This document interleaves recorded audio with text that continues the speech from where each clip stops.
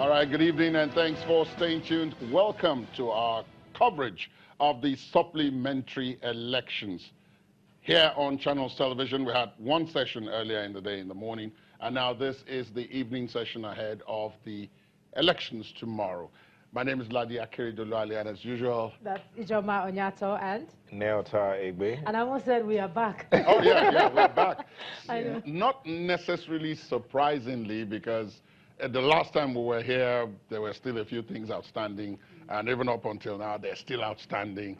Yeah. And just before we came on, we were talking about the fact that there are many places that elections are going to be taking place tomorrow, that many of the people there don't know that they'll be having elections For instance, I was speaking with somebody in Ibejuleki won, and said, oh, really, is there an election? I said, of course there is, but he kept talking about voter education, how it's a little bit confusing for those who are not in the media, who probably don't know where to get that information. Well, that's, again, part of what this again, is that about. voter education thing, it's as though the electorate is somewhat exasperated, as in, can't we just get this over? We started this process, I mean, started on, for us, February 11th, for a number of people, just about 15th or so, just before the postponement. Yeah.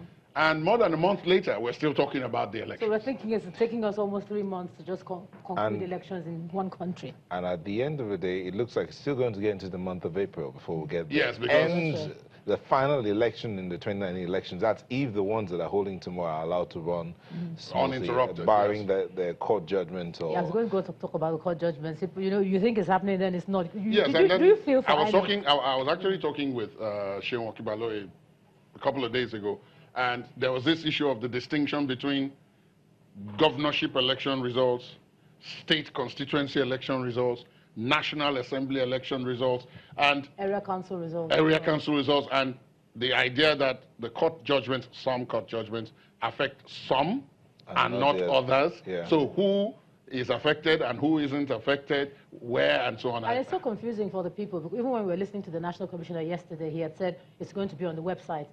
That's where we got it from. Now, how many other people would have access to know where exactly is the election, who are voting in my area? Exactly, and how, and so on. And Nelta made reference to the issue of elections taking place, you know, into next month and all of that.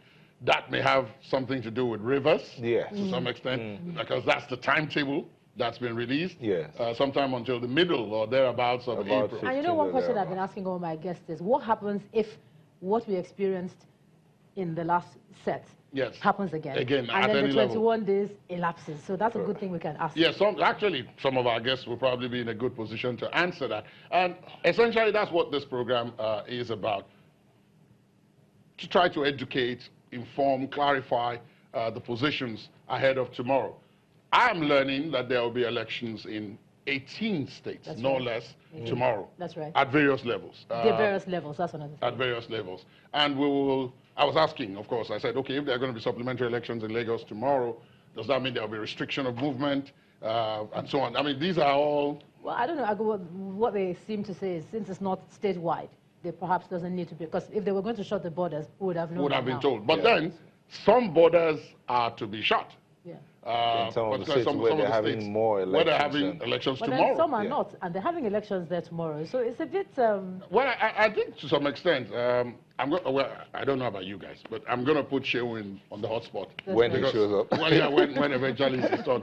To answer some of these questions, because I know that he's kept a tab on some of these things and knows where borders are being shut, where borders are not being shut, possibly even why. Because I know he had as his guest, I believe it was yesterday, one of the more senior INEC officials. And Shehu, yeah, we have him with us. We always do anyway. We have Shehu with us. Today, I guess he may not be feeling particularly too lonely because just before we talk to him, I think what they're scrolling for our viewers to see are the areas where there will be elections tomorrow. So we have Benue, I think I had it somewhere here as well, different states, Adamawa, Bauchi, Bayelsa, Ebonyi, Edo, Ekiti. And we're doing this just in case you're not aware that there's an election in your area. So Imo, Kaduna, Kano, Kogi, Lagos, Nasarawa, Osun, Plateau, Sokoto, Taraba, and of course some area councils in the FCT. So look out for an election there if you're in that area. In any case, I think maybe also what could help is for us to list those 18 states those actual 18 states, before we go down, so that some people can actually say, oh, elections are holding in my state tomorrow. I wonder if I'm involved. Yeah. That wondering it will also be good for listing the 18 states to also say what particular election is going to take place. Okay, do you want me to do that? So yes. For Adamawa in the LGA, it's called Mayo Balewa, just in case that's not the pronunciation, apologies. And they have 92 polling units in that area. So that's quite a few people. Yeah. 46,819 registered voters. And then for Bauchi, we have in Kirfi local government area. Bayelsa, Brass, Southern Ijaw, Ogbia local government areas is where elections are holding. Quite a few for Benue, Ado, Boko, Gwe East, Katsina-Ala, Konshisha, Obi, Okpokwu, Oktukpo, and Ukum. So look out for an election in that area in Benue State. Should I let Sheun? Yes, maybe Sheun, because Sheun has all the diagrams, he has all the numbers. Sheun, hi, how are you doing this wonderful Friday evening? It's a pleasure being back. It's interesting, maybe because I discuss politics every day. Hold on. What do you mean it's a pleasure being back? I mean, you're happy that supplementary elections are inconclusive? No, at least he's happy that it can actually hold, even if you're with all the disruption, isn't it, Jim? Absolutely, because the thing is that there are some states that are in the balance. We do not know. They cannot fathom why this election is not concluded. They don't have a clarity, a closure to who becomes the next governor. That is very painful, isn't it? If you are from those kind of states, that's one of the reasons why you need to keep it locked on China's television. It's a pleasure being back because election for me is a festival of democracy. And so when these kind of things are happening, either as a second ballot or a third ballot, it's always an interesting one for a political journalist. But because so don't talk about a third ballot. Yeah, I think you shouldn't talk about a third ballot just yet, because already you're going to create some shivers down the spine of some people. I don't know why you guys are always very spiritual. I mean, the Constitution actually envisages that there may be a third ballot. So if it's not possible, then we should not talk about it.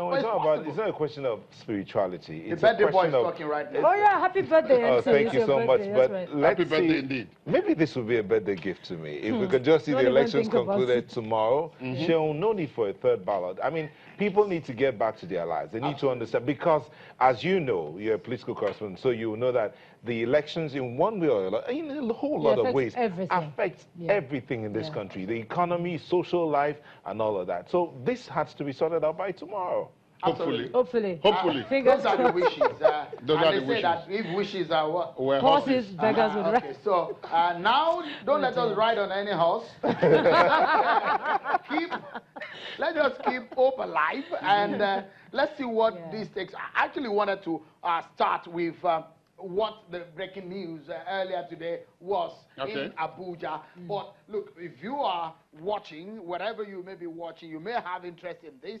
This is somewhat a very big news also for Nigeria, because the tribunal has declared this man the winner in that lawsuit that he took up. But for those who are wondering where these elections are going to happening tomorrow, in fact, some may be happening in your backyard and you may not know. For example, in Lagos, it's going to be just in 9 polling units in the Bejuleki area. I bet you a lot of people living in Bejuleki may not even know that this election is going to happen tomorrow. And if you look at it, it's happening in about 15 or 18 other states aside. These are state assembly.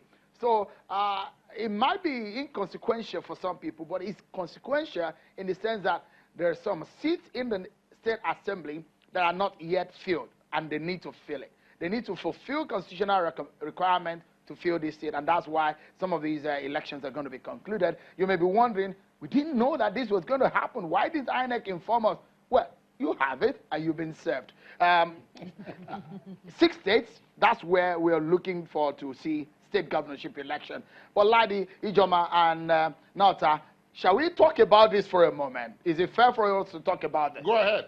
Go ahead. Yeah. Great. So, go ahead. These two fellows were neck and neck. You remember what happened when the elections went into a supplementary election. That was another. So when you say supplementary election, that's not the first time we're hearing supplementary elections. We heard it in Bayelsa State. We heard it in Kogi State. And we also saw what happened here in Osun State. There's been a lot of debate, legal debate, that is over the supplementary election issue. And what happened, now, we'll break it all down later on the program. But interesting thing, Laddie, was that I sat with this man, the senator, and it was in September, I think, after the supplementary elections. And it's very intriguing. Some of the things that he said, he's very confident about the evidence they had on the election and how he thought that the elections were not conducted in the right way. Allow viewers to take a look again at some. If you missed it, yeah, watch it again. Now that he's won on this round, this is not a final point of this kind of I was just going to say that, Shehu. Absolutely. It's not over by They still have about 2 steps more. Yeah. The appeal court is there and the Supreme Court, which is the last stage. Although but take a listen if the APC decides to appeal. Yes, that's what we're saying. I heard down that they want to that appeal. they are going to appeal. Yeah, absolutely. They are going on appeal. So let's take a listen to Senator Ademola Adeleke after the declaration of this man as the governor-elect of Osun State at the time. Take a listen. And how convincing is this evidence? Shehu, you don't want to know. I don't want to tell them.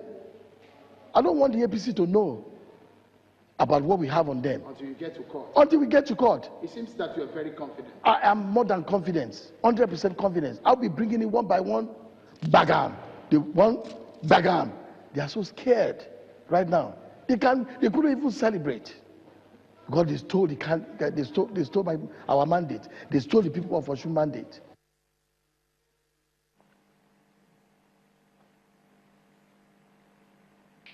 Well, that's an excerpt there of that interview. I guess the full version of that interview is on Channels Television's website and on our YouTube page. You can find it and watch it again. And some of the scenarios that played out in that election. That is giving us a lot of lesson now.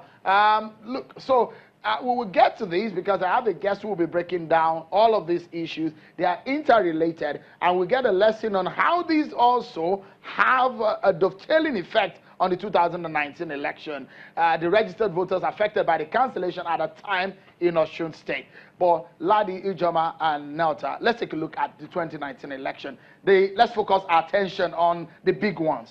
Those are the 6 states where we shall be seeing election. So there's a contention, and these are the Sokoto, Kano, Bauchi, Plateau State, Adamawa, and Benue State. Those are the 6 states. INEC said elections were inconclusive, and that language brings about one thing. There is a twin brother to that language, and it's supplementary election. When INEC said inconclusive, expect one thing, supplementary election. So that was what happened. And there are a lot of reasons for inconclusive elections. Yeah, sure. I was going to ask you about that. Looking at that section 26, everybody is breaking that down, even if you're not a politician. Exactly. What do you think? Yeah, absolutely. The big lesson is, why do people cause cancellation of votes or make a vote void? You find a situation where some politicians decide that that is the stronghold of my opponent, and they go there and they destroy already thumb-printed ballot papers, which leads into cancellation. And you see thousands and thousands of ballot papers being destroyed.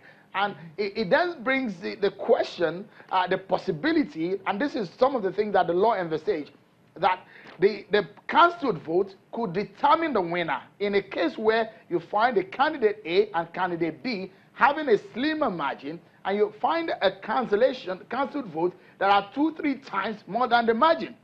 So if those votes were valid, a winner could be determined otherwise. And so that's why the issues of supplementary elections come to play. There's been a lot of debate on that. I'm not a lawyer. I'm just a political journalist. So it's left for the lawyers to keep arguing about it. And some of us who are voters, are ordinary Nigerians, keep scratching our heads onto what these funny terminologies in law means. But what this means for you, wherever you may be, tomorrow we'll have it all day. It's not a punishment for us, it's our duty right here. Though we do a lot of deployment, yes, painful, the kind of monies that we put into this as an organization for you to get those information. But then, this is where you need to focus your attention on. Sokoto, Kano, Bauchi, Plateau, Adamawa, and Benue State. But there is one thing interesting. Bauchi, look at what INEC said, Laddie.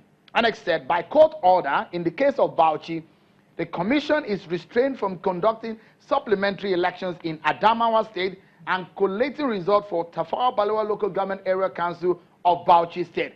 This is very important. Listen, pending the determination of the cases in court, supplementary elections will hold in 5 states: Benue, Kano, Plateau, Sokoto, and Bauchi, excluding Tafawa Balewa LGA.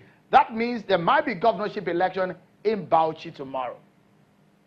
How do you arrive at that conclusion? See, So look at what INEC. No, look at the wording from INEC. The contention is Tafawa Balewa Local Government Area.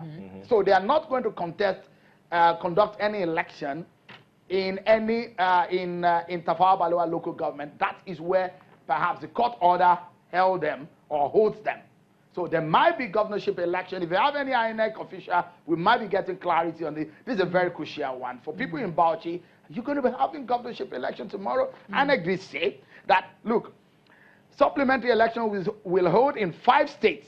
You remember that court order in the Adamawa State and Bauchi State. Right. So Adamawa is not listed. There are 6 of them. Adamawa is not listed. They say 5 states: Benue, Kano, Plateau, Sokoto, and Bauchi.